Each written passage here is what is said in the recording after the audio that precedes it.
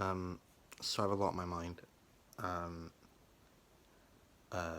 it's to do with Steve Albini dying. Um, I've never been one that's been so kind of reactionary when like a celebrity or like a famous person dies. Because people die. It comes to us all. Death is our only birthright. But when someone like him passes away, it's like when David Bowie or Prince died.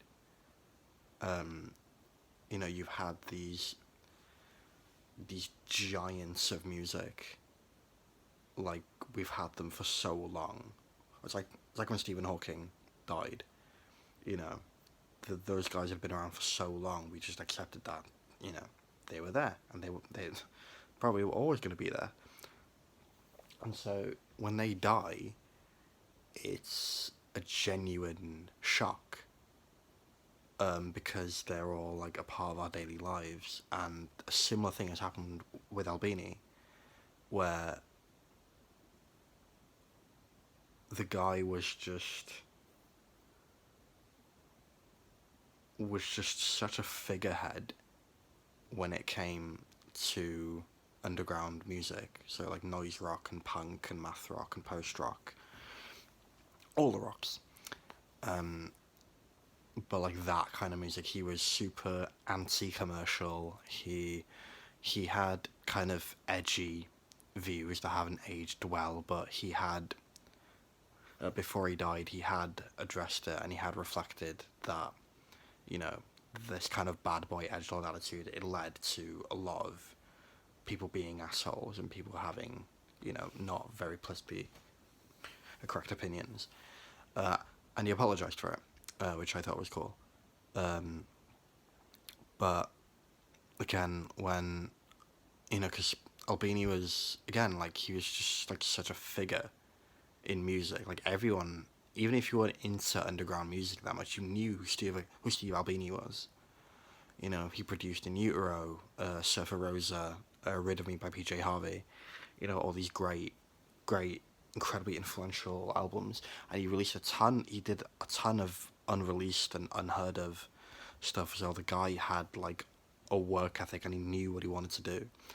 And like he had purpose, you know.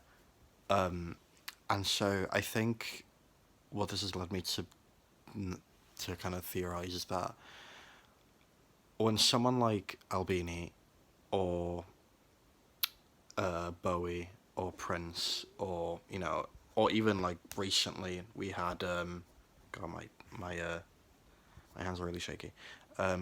Eating, like what was it, about 2 or 3 years ago we lost Sean Locke, and Noel McDonald as well. And also Daft Punk broke up in the same year as well. When people like that go, people who've been in the limelight, people who've been in the industry for long enough and who are kind of constants, they always get brought up. They're always on TV. They're always being played, or whatever. When someone like that dies, it's almost like losing a friend or a family member, because the the shock of it just hits different than you know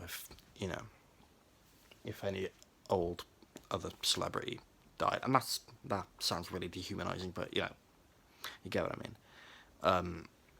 Yeah, but these people who dedicate their lives to the craft and that, and then you always hear about them. They're always talking about. They're always in discussions about stuff. When they pass away, it kind of feel like a friend has died. Um, you know, you get that initial, as I had, and many people today had, the initial shock of just what the fuck. Reading like the headlines that Steve Albini's died at 61 of a heart attack. So sudden, and he's just gone, like that. yeah, it's genuinely like it's got me down.